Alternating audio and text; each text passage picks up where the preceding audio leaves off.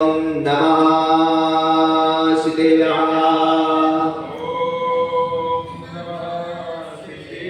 ओम नमः शिवाय।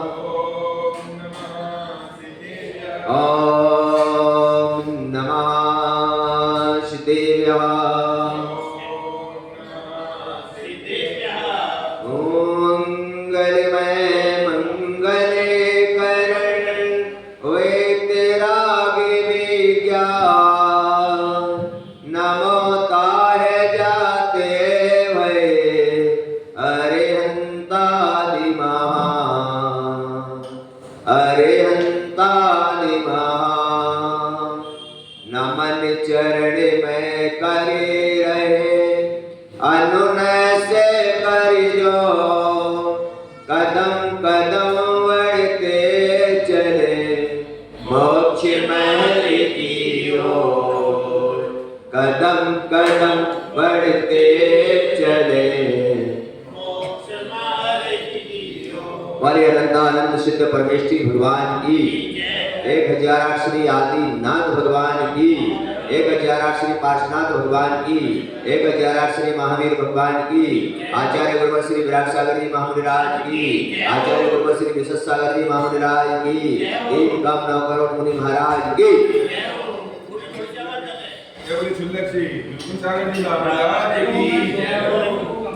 अब बात माओ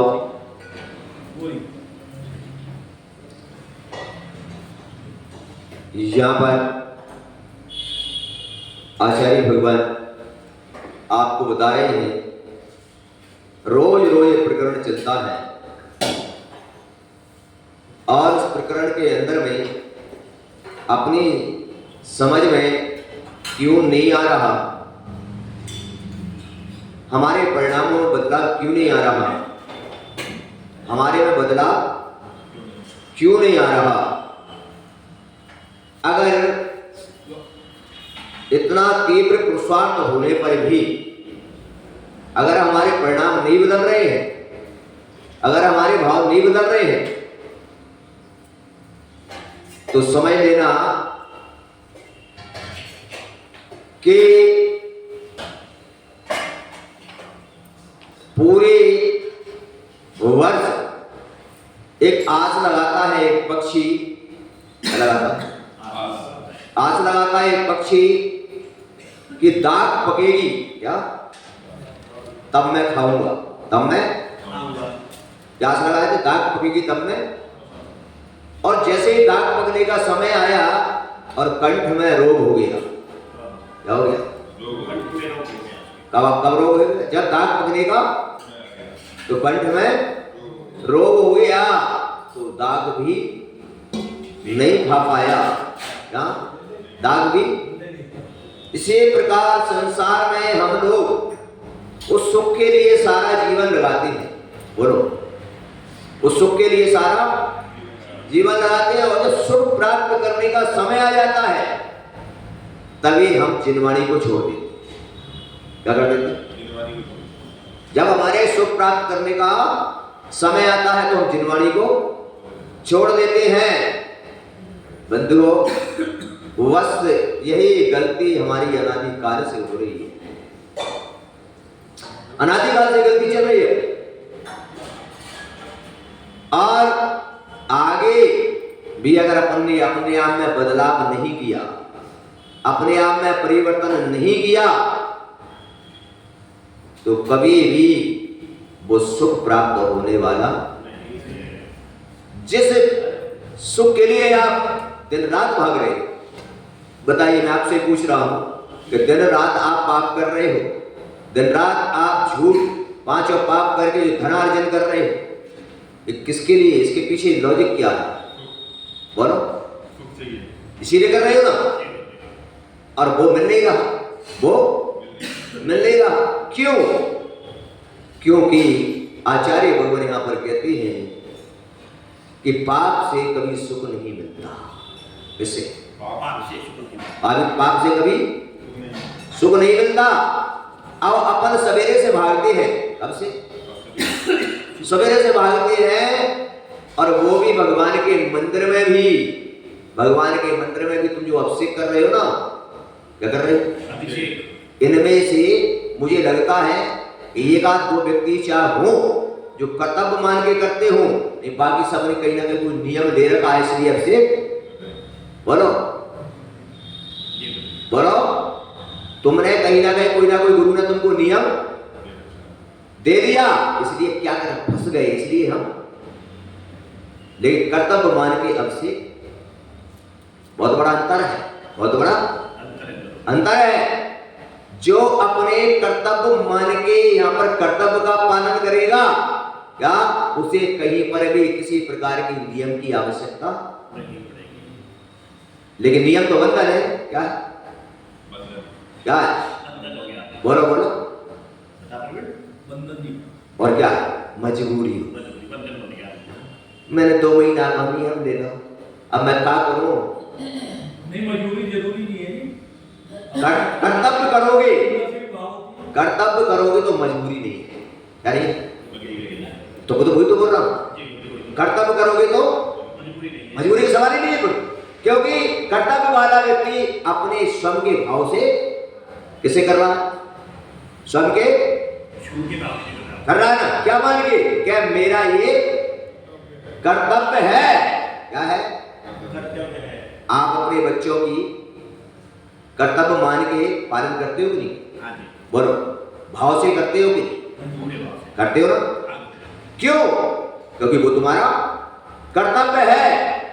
लेकिन अगर तुम्हारे लिए अगर कोई बोल दे, गवर्नमेंट तुम्हारे लिए कानून बना दे, नहीं तुझे तो ये 10 बच्चों का पालन और करना है, तो कैसे करोगे? मजबूरी बस।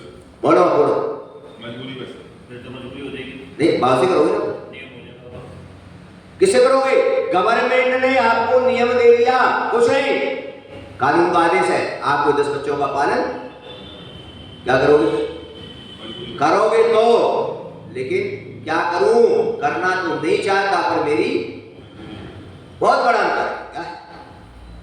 क्योंकि आचार्य भगवान हमेशा एक बात कहा करते थे कि आज तुम्हारे श्रावकों के कर्तव्य के लिए, इसके लिए श्रावकों कर्तव्य के लिए महाराज कहते थे कि आज हम मुनियों महाराजों को साधुओं को बोलना पड़ रहा है। लेकिन साधु होगा तो सिर्फ मुनि बनने का उपदेश देने का बात है, क्या आप तो मुनि बनने का उपदेश दो? किसका मुनि बनने का उपदेश बोलो। लेकिन आज तुमने अपने कर्तव्य छोड़ दिए, इसलिए साधुओं को बोलना बोलो। ये तो तुम्हारा कर्तव्य है, इसमें तो बोलने की आवश्यकता ही नहीं, क्या आवश्यकता है बोलो।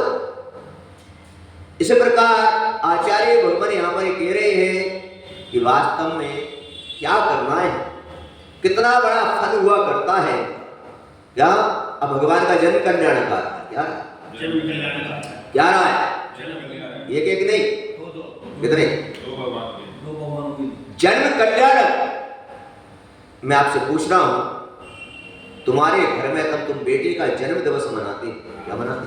जन्म दिवस कितने ठाट से मनाते? बोलो बोलो। यानी आप घर को सजाओगे, वहां पर नए वस्त्रों को लाओगे, और वहां पर अपने दोस्त परिजनों को भी बुलाओगे, और 10 प्रकार की मिठाई भी बनाओगे, और वहां पर नाचोगे और बोलो, क्या बना रहे हो? जन्म दिवस। क्या बना रहे हो? जन्म दिवस का मतलब होता है बार बार जन्म देना, और जन्म कल्याण का मतलब है अंतिम। अरे कल्याण यानी अब जन्म देना। तो बताइए मुझे कि तुम्हारे घर में कोई बात नहीं, पड़ोसी मना तो कोई बात नहीं, लेकिन घर में बेटे का मना तो। इसी प्रकार हमारे पार्श्वनाथ भगवान मूल नायक हैं, और बात समझ रहे हो? अगर आस पड़ोस में तीर्थन करूंगा कोई बात नहीं, लेकिन मूल नायक है, और मूल नायक है तो उनका कल्याण कैसे मनना चाहिए? बोलो, कैसे मनना चाहिए? धूमधाम से पूरे संगीत के द्वारा, है ना? और तुम देखो, अब उसमें विचार करो, भगवान का ये जन्म बता दो, जो भगवान का कल्याण कैसे बनता है। भगवान का जो जन्म होता है ना ओरिजिनल, तब कैसे बनता है? अभी ये तो अपन उनके जन्म तो कब हो चुका बहुत पहले, लेकिन आज वो महापुरुष हैं, तीर्थंकर हैं, तो उनके कल्याणक मनाते हैं हम लोग। क्योंकि विचार करो, लेकिन जन्म का उत्सव कितना है, विचार बताओ कितना। इंद्र जो होता है, स्वधर्म इंद्र, बताया आपको, तीर्थंकरों के कब से मनाने लगता है? जब तीर्थंकर भगवान गर्भ में आते हैं, उससे 6 महीने पहले रत्न बरसाने लगता है। कितने दिन? 6 महीने पहले वर्षा, और 9 महीने तक बराबर, जब तक जन्म नहीं होता तब तक क्या वर्षा हो? रत्नों की वर्षा होती है। और एक दिन में कितने रत्न बरसते हैं? 12.5 करोड़। बताओ। 3.5 करोड़ चार्ट है। कितने हुए? 4 के 12 और 14 करोड़। तुम तो 12.5 करोड़ थे। 14। बड़े बहुत फालतू गिने नहीं गए होने चाहिए। कहीं कहीं 3 बार का भी वर्णन आता है, कहीं कहीं 4 बार का भी वर्णन आता है। दोनों उल्लेख आते हैं। इतने रतन उस पिता के आंगन में बरसते हैं।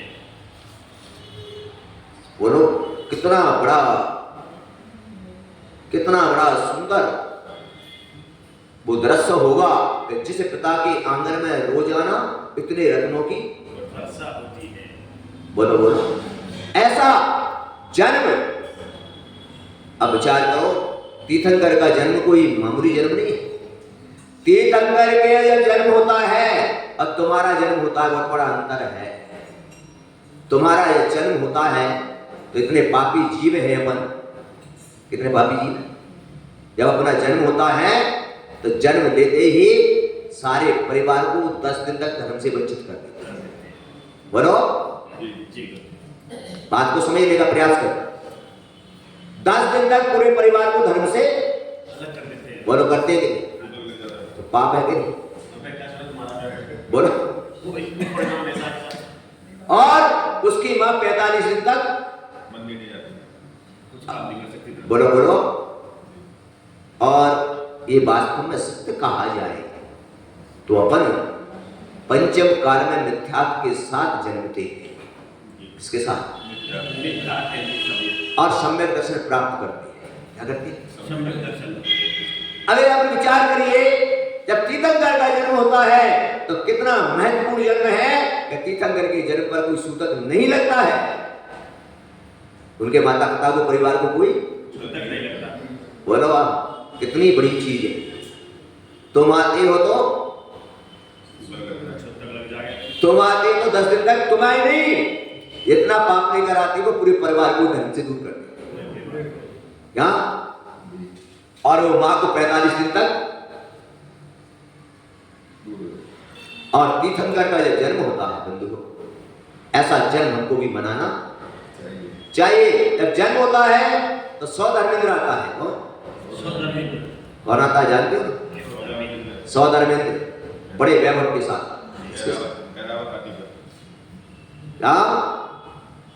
हाँ, वो तुम ज्ञानी हो, तुम्हें पता है, क्योंकि तुम्हें नाटक बहुत देखे हैं पंचकल्याण, इसलिए। अब तुम जानते हो ऐरावत हाथी, वो ऐरावत हाथी कौन होता है? देव होता है। कौन सा देव होता है? बालक नाम। बालक नाम। ये बालक नाम कोई देव तो आते नहीं, रूप धारण करके आता है। ये तो बाल नाम ही नहीं है ना, ये देव है। अच्छा, कितना बड़ा होता हुआ? ये गाएंगे कि तो बात थोड़ा ना था जब कितना बड़ा होता है? बात बताओ। ये क्यों? जय हो तुम, ज्ञान रखो तो पूरा रखो, है ना। वो हाथी हमारे यहाँ एक आवियोग जाति के देव होते हैं, जो क्रंच का रूप धारण, इसका हर किसी को आदेश नहीं है, वहां पर व्यवस्था बनी हुई है। अपने यहाँ जैसी व्यवस्था नहीं है तो कोई कुछ भी। और जब वो हाथी आता है, अब देखो वैभव, उस बालक को लेकर, इसको उस बालक को लेकर 100 धर्मेंद्र और उस हाथी पर बिठाकर पांडव शिला पर, है ना। अब पता उसका वैभव कितना है? जब वो हाथी जाता है तो इतना बड़ा रूप होता है और उसके ऊपर उसके दांत क्या इतने इतने बड़े, उसके कान 1,65,000 देवांगनाएं उस पर नृत्य करती हुई जाती है। मैं बता रहा हूं कैसे, माताओं सुनो कैसे कल्याण मनाई जाती है। और सारे देव वहां पर नृत्य करते हुए चले जा रहे हैं। और आपको विदित है, आप तो एक संगीतकार की बात कर रहे हो इसकी, जिसमें 2-4 बाजे बजती हैं। कितने बजते हैं संगीत? भगवान का जन्म कल्याण मनाते हैं तो 12.5 करोड़ बाजे बजते हैं। कितने? 12 करोड़ बाजा। अब बोलो कितना बड़ा देखो। ऐसे कल्याणक को मनाने के लिए सौधर्मेंद्र पांडव शिला पर पहुंचता है और वहां पर असंख्यात देव वहां पर क्षीर सागर से और भगवान का अभिषेक करते हैं और ईशान और सौधर्मेंद्र भगवान की दोनों तरफ बैठकर शांति धारा करते हैं। ऐसा वैभव एक जन्म का उत्सव है। क्या है? जन्म का उत्सव। और सारी नगरी देव सजा देते हैं। और तीर्थंकर जी बालक का जो पिता है वो किमिक्ष दान देता है, जिसको जो दान चाहिए बढ़ता है। ऐसा जन्म कल्याणक का, ऐसा हमारे तीर्थंकर जो होते हैं, ध्यान रखो, हमारे घर में तो हम नकल कर सकते हैं, अन्य कार्यों में कर सकते हैं, लेकिन तीर्थंकरों कोई जन्म की नकल नहीं। तीर्थंकरों की तो हकीकत जन्म कल्याणक मनाया जाता है, क्योंकि वो नकली होते ही मनाया जाता है। तो हमको भी ऐसा ही मनाना, क्या करना चाहिए? मनाना चाहिए। और मैं तो कहता हूं जितनी भी समाज है हमारी, मैं तो हर जगह जहां कल्याणक मनता है, मेरा तो सिस्टम होता है क्या कि रास्ते में गरीबों को तो बढ़ता ही है, अनाथ आश्रमों में बढ़ता है, वृद्ध आश्रमों में बढ़ता है, लेकिन मेरी तो समाज के अंदर में भी 4-4 लड्डू सारे घरों में भी बढ़ते हैं। क्या क्यों? भगवान का क्या होगा? जन्म क्या मना रहे? जन्म मना रहे हो। और जितनी भी माताएं हैं ये भी ध्यान कर रहे हैं कि अपनी अपनी देशों में भगवान का कल्याणक मनाने के लिए जहां देवांगनाएं लाखों की संख्या में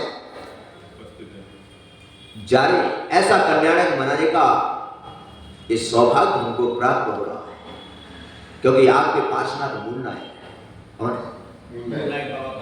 और मूल नायक का मतलब यही होता है कि जिस मंदिर में जो मूल नायक हो उनका उत्सव उसी प्रकार से मनाना चाहिए।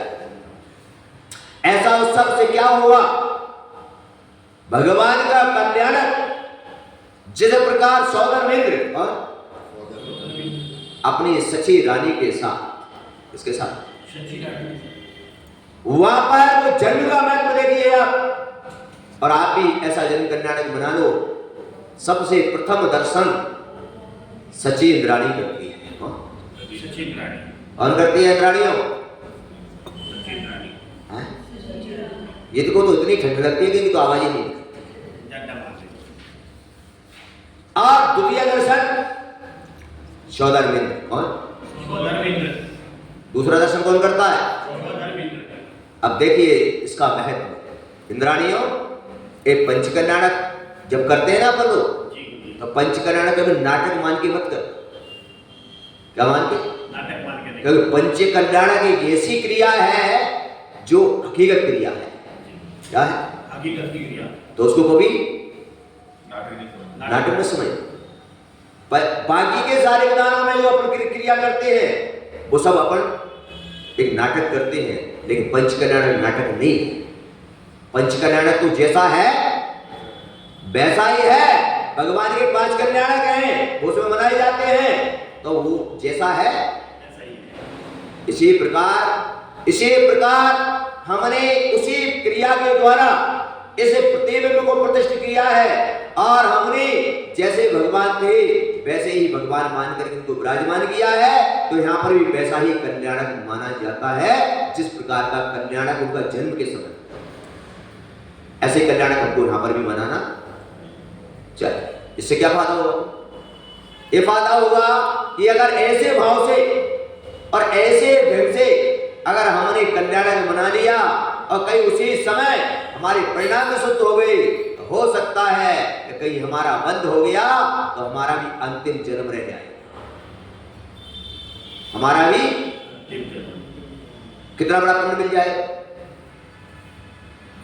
इसीलिए प्रथम दर्शन शशि इंद्राणी करती है, इसलिए शची इंद्राणी सोदर मित्र से पहले मोक्ष चली जाती है। क्या सोचो कितना बड़ा पुण्य है इसका जन्म का। आप ऐसे जन्म को, मैं तो कहता हूं कि सारे ज्योति नगर तो क्या, सारे पूरे दिल्ली एनसीआर वाले जहां जहां पर मूल नायक इसी प्रकार का, और दिल्ली एनसीआर में तो क्या, सारे भारतवर्ष में तो क्या, तीनों लोक में जहां जहां पार्श्वनाथ हो वहां वहां इसी प्रकार का कल्याण। और वैसे भी इस समय पार्श्वनाथ भगवान की एनर्जी सबसे ज्यादा है। क्या इस समय ध्यान रखो, पार्श्वनाथ भगवान की एनर्जी सबसे अधिक है।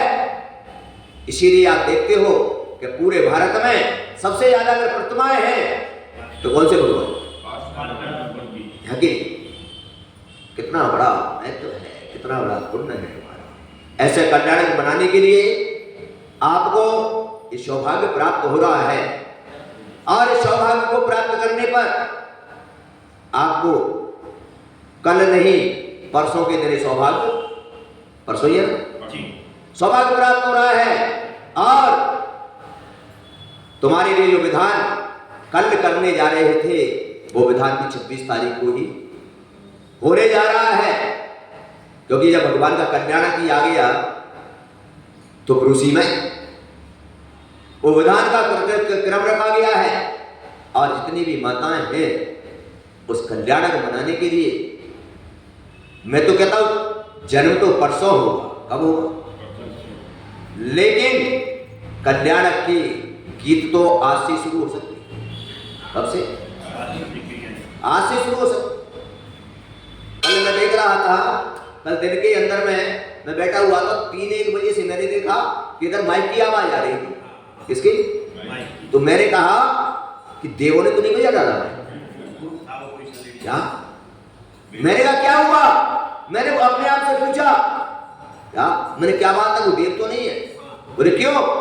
मैंने कहा अगर मनुष्य आते तो मुझे बुलाने तो आते, आशीर्वाद लेने तो आते। तो मैंने कहा मनुष्य तो नहीं है, पर देव ही है। ये तो देवियां आ गई। ध्यान रखो अपने जीवन में, बैठ जाओ देवी हो। ये ड्यूटी जाएगी कब? कौन सी ड्यूटी? ड्यूटी जाएगी। अरे जितने भी ड्यूटी वाले हैं ना, या जितने भी व्यापारी, अभी आप मुझे पहचान नहीं पाए क्या? आप मुझे और ना पहचान पाओगे ना, क्योंकि सम्यक दृष्टि जीव की पहचान कोई भी होती ही नहीं। होती है क्या? सम्यक दृष्टि जीव फुटपाथ पर भी मिल सकता है। इस पर ध्यान रखो। तुम पूजा पाठ कर रहे हो या हम साधु बने, जरूरी नहीं, एक फुटपाथ पर भी सम्यक दृष्टि जीव मिल सकता है, जिसकी कोई भी क्रिया तुम्हें नजर नहीं आएगी, लेकिन अंतरंग में वो सम्यक दृष्टि हुआ। हमारा जैन धर्म बहन को ग्रहण नहीं करता, इसलिए लिखा है कि फिसलना ना कभी ऊपर की सफाई सफाई पर और वर्ग चढ़ा है सोने का गोबर की मिठाई पर। क्या समझ आई कि नहीं? फिसलना ना कभी ऊपर की चमक पर। क्या ध्यान रखो, ये बहिरंग द्रव्य दृष्टि है। क्या ये पुण्य की महिमा है, शब्द दिखाई दे रहा है। किसकी? पुण्य। किसकी महिमा? आज तुम उद्योगपति बन रहे हो, क्या कुछ साधु बनने के बाद साधु का वैभव चल रहा है, ये सब पुण्य की महिमा है। किसकी? पुण्य। पुण्य की महिमा। ये बाहर में दिखाई देता है, इसमें, लेकिन तत्व जो दृष्टि होती है वो दिखाई नहीं देती। क्या वो दिखाई? वो केवल ज्ञानी का विषय है। किसका? ज्ञानी। किसका विषय है? केवल ज्ञानी। आप यहाँ पर बैठे हो, आप पूजा कर रहे हो, तो बहरंग से दिखाई दे रहा है कि आप पुजारी हो। किससे? बोलो, दिखाई दे रहे हो? आपको सभी कहेंगे धर्मात्मा जी, क्या कहेंगे? लेकिन ये द्रव्य से देख रहे हैं हम। कौन सी दृष्टि से देख रहे हैं? द्रव्य दृष्टि से। लेकिन अंतरंग की दृष्टि, तत्व दृष्टि किसने जानी कि तुम्हारे अंदर क्या है? बोलो, तुम्हारे अंदर। और एक व्यक्ति बाहर खड़ा हुआ है, कहां पर? मंदिर में नहीं, रोड पर। कहां पर? और रोड से भगवान के दर्शन कर रहा है। वो तत्वों में अगर सम्यक आ गया तो वो सम्यक दृष्टि हो जाए, जबकि वो कोई क्रिया नहीं कर रहा। और वो ऐसी जाति में भी जन्म लिया है उसने, क्या कि जहां पर उसको झाड़ू भी क्या लगानी पड़ रही, लेकिन वहां खड़ा है रोड पर। कहां पर? तो मंदिर में अभिषेक कर रहे हो और वो हाथ जोड़कर वहां से, और तत्वों में उसका सम्यक दर्शन है तो वो सम्यक दृष्टि हो जाए। और हम ऐसा क्यों? क्योंकि तत्वों में जो सम्यक दृष्टि है उसको सम्यक दृष्टि कहा है। क्या? इसलिए आप लोगों से मेरा कहना है कि भगवान का जो कर्नाटक आया है तो सारी माता बहनें जितनी भी बेटी है, क्या, या पुरुष वर्ग जो भी बेटा है, तो तुम्हारे अंदर में जिस प्रकार तुम्हारा बेटे का जन्म दिवस आता है और 4 दिन से पहले से तुम्हारे अंदर तैयारियां शुरू हो जाती है, तुम्हारे अंदर जोश आ जाता है कि मेरे बेटे का, जगह जगह फोन करते हो, आपको भी आ रहा है आज मेरे बेटे का क्या है।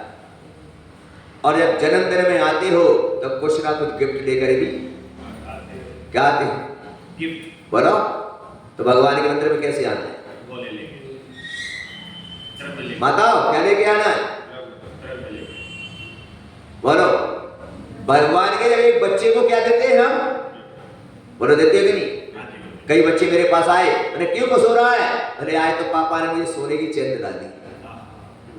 हाँ, क्या हुआ, क्यों दिलाई? बोले आज मेरा। कई बच्चे आए मेरे जन्मदिन पर, आज मुझे गाड़ी दिला दी। क्या दिला दी? ओहो, कितनी खुशी घर पर मना रहे हैं। तो तीर्थंकर का किसका जन्म है? ऐसा हमारे अंदर भी एक जुनून होना चाहिए। और सारे नगरवासी 26 तारीख को समस्त कार्यों को विराम देते हुए, और ऐसा सिस्टम बना लो। और मैं तो कहता हूं कि अगर ज्योति नगर के अंदर में अगर कोई ऐसा श्रावक श्रेष्ठी हो, या जिसके मन में विचार आ जाए कि मेरे बेटे के जन्मदिन पर मैंने सारे लोगों को बुलाया और सारे लोगों को बुलाकर क्या मैंने कार्य किया, और ऐसा कोई श्रावक श्रेष्ठी अगर जाग जाए क्या कि जन्म पर मैं भगवान के जन्म पर मैं भी यहाँ पर भगवान के जन्म पर सबको भोजन कराना चाहता हूँ, क्या तो समाज का भोजन भी अगर करा दे तो सारे काम बन जाएगा। क्या सारे काम क्या हो जाए?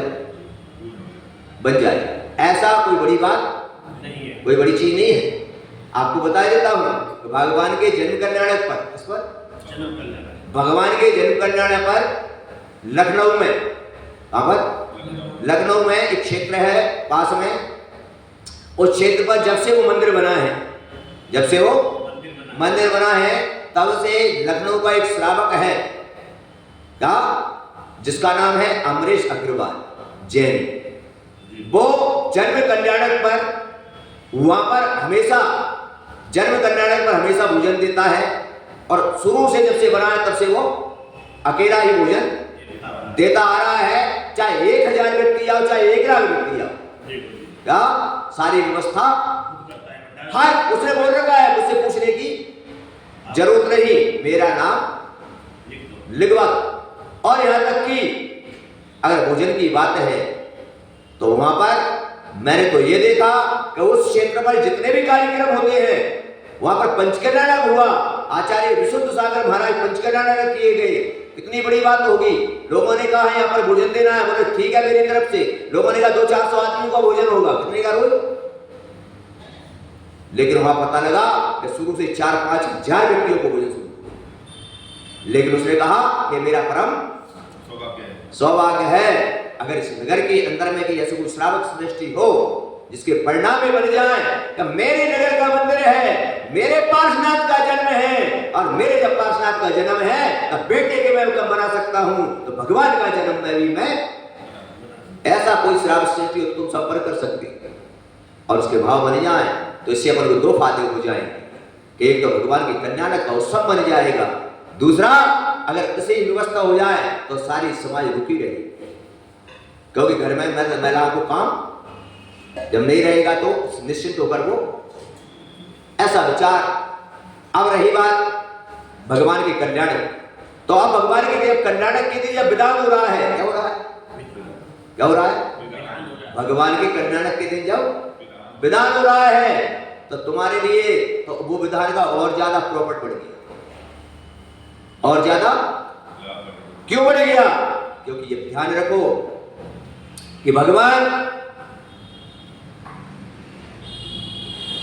का जब जन्म या भगवान की जब तीर्थंकर प्रकृति का बंध हो जाता है क्या, तो सारी रिद्धियां क्या, सारी रिद्धियां उनके साथ होती है, क्या होती है, और जन्म के 10 अतिशय होते हैं। कितने होते हैं? 10 अतिशय होते हैं, और वो जन्म के 10 अतिशय यानी देवों के द्वारा होते हैं। किसके द्वारा? किसके द्वारा होते हैं? देवों के द्वारा। अब सोचो वो 10 अतिशय में कल जब हम विधान करेंगे भगवान के जन्म पर तो वो अतिशय हमारे उस श्री फल में प्रकट होंगे जिसे आप अतुल बल के धारी होंगे, क्या निरोगी काया होगी, क्या होगी, निरोगी काया होगी, क्या तीर्थंकर जैसा वज्र वृषभ नाराज जैसा सहन तुमको प्राप्त हो। क्या आपके अंदर में लाल खून है लेकिन तीर्थंकर का सफेद होता है, कैसा विचार करो। ऐसे अतिशय उसमें प्रवेश होंगे, और जब प्रवेश होंगे तो तुम्हारे घर में तो फिर पूछना ही। और भगवान के जन्म की विशेषता है कि भगवान का जन्म जब होता है तो जितने योजन तक उनकी वर्णनाएं जाती हैं, यहां तक कि नरक में भी सुख की प्राप्ति हो जाती है क्षण के लिए। और जब भगवान का जन्म होता है तो कोई गरीब नहीं रहता, कोई कोई कोई कोई बीमारी नहीं रहती, सब शुभेच्छित हो जाता है।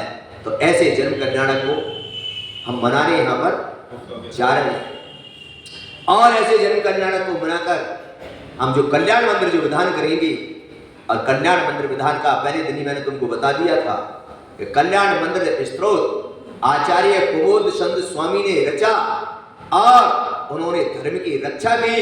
जहां पर हमारी मंदिर मूर्तियां तोड़ी जा रही थी, जहां पर हमारे ऊपर अत्याचार किया जा रहा था, उस समय इस स्त्रोत के माध्यम से उन्होंने उस क्षेत्र पर जहां बैठे हुए थे वहां पर जब पहुंचे तो उन्होंने कहा, क्या बादशाह ने कहा कि मैं मंदिर नहीं तोड़ूंगा, आप एक खंबे में मूर्ति प्रकट करके दिखा दो। और उन्होंने स्त्रोत की रचना करते ही वहां पर 108 खंबे थे, और एक खंबे में पार्श्वनाथ भगवान की प्रतिमा प्रकट हो गई, और उसी दिन से हमारे धर्म की रक्षा हुआ। क्या हो गई? धर्म की रक्षा हो गई। और उसने भी वहां पर भगवान को प्रणाम किया, और उन्होंने कहा सच्चा धर्म है तो ये जैन धर्म है। इसी प्रकार जब पत्थर में भगवान की प्रतिमा प्रकट हो सकती है उस स्त्रोत के माध्यम से, तो मैं तुमसे पूछना चाहता हूं, क्या उस स्त्रोत के माध्यम से विधान पूजा करके, उस स्त्रोत का जाप करके, क्या तुम्हारी आत्मा भगवान प्रकट नहीं हो सकती क्या? अरे संसार के दुखों की बात को क्या कहें, तुम्हारी आत्मा में भगवान प्रकट हो जाएंगे, तो संसार के दुख तो फिर कोई बड़ी चीज है क्या? बोलो, संसार तो तुच्छ वस्तु है। क्या है? जो धर्म हमको परमात्मा बना सकता है, इस संसार की वस्तु तो तुच्छ है उसके आगे। क्या? लेकिन ऐसा सौभाग्य तुम्हें प्राप्त होने जा रहा है, और ऐसे सौभाग्य को प्राप्त करके आप लोग कहते हैं ना कि आषाढ़ का चूका किसान और डाल का चूका बंदर और धर्म का चूका श्रावक, ये कभी जीवन में सुख नहीं पा सकता। आषाढ़ में किसान ने बीज नहीं डाला तो क्या करेगा? पूरी साल क्या खाएगा फिर? और डाल का चूका बंदर, अगर डाल से बंदर चूक गया तो उसको जाति से अलग मरना ही पड़ता है, उसको कोई उपाय नहीं। और धर्म से ऐसे कल्याणक होते हैं, धर्म के विशेष कार्यों को छोड़ने वाला श्रावक कभी पुण्यार्जन नहीं कर पाता है। इसलिए आपको ध्यान रखना है। इसी के साथ आज यहीं पर वाणी को विराम देते हैं। शाम को 6:30 बजे फिर उपस्थित होना, और कल 10 अस्यों का वर्णन आपको बताएंगे। 10 अस्यों का वर्णन क्या आता है कल सुबह सुनने को मिलेगा आपको, और परसों तो कल्याणक है ही, फिर कोई दिक्कत नहीं। आप अपने भाव बनाएं। बड़ी पंच परमेष्ठी भगवान ने की जय। जिन वाणी के ज्ञान से